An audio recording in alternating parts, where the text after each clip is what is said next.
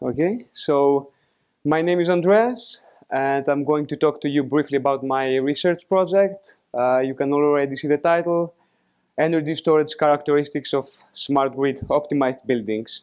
So we are inside in a building right now. We spend the majority of our time inside buildings, unfortunately.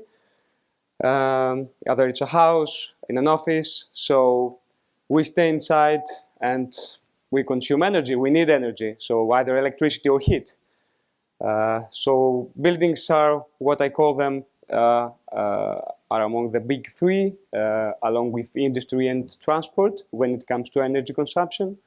So they're a very important element of the energy equation and also the grid equation, both the present grid and the future smart grid environment. So you can see actually a schematic of the strategy behind my project. So we have buildings and we also have energy storage systems, buildings with energy storage. So my project hypothesis is that energy storage systems in buildings will ensure that they can function as an effective subsystem within the smart grid environment. So my project takes into account both the design aspect. You can see some of the vital design elements of buildings through simulation software and energy storage systems by exporting the energy loads from one software to the other.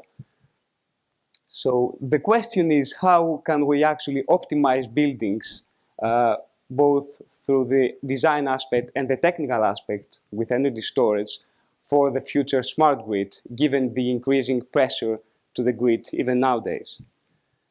And especially because this relationship over here, the power flow, which is two-way, follows a two-way direction, becomes increasingly complex. So what are the optimal system components, and even more important, what are the optimal dispatch strategies that we should follow?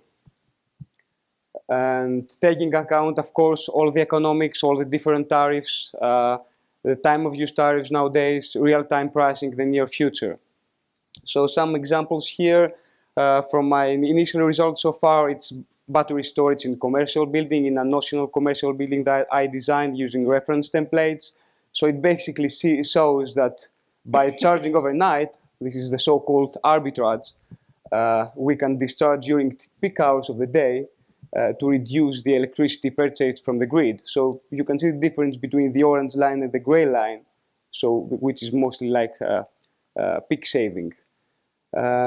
Same on the right side, we have load leveling. So imagine the grid issuing a notification to the building saying that the power demand must remain below a specific limit, 15 kilowatt. So again, that's the difference in demand from the grid. Yeah, okay. So just to mention that my future work includes the construction of a techno-economic model of arbitrage and load leveling and identifying the optimal design and energy storage components. Thank you.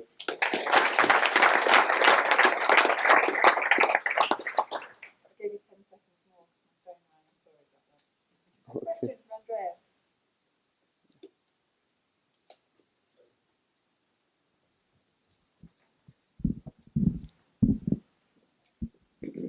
It wasn't really clear whether you will be focusing on the battery and the energy storage or the building itself. Which one is it? It's both actually. So it's both electricity storage in that case and the design of the building. So as I mentioned, I will try to identify, to investigate specific parameters of the design, such as orientation, geometry, thermal mass, and then export all the energy loads, the electricity loads, to additional software, simulating battery storage. Yeah, but this is mostly battery because batteries can physically fit in a building. We can't just put pumped hydro there.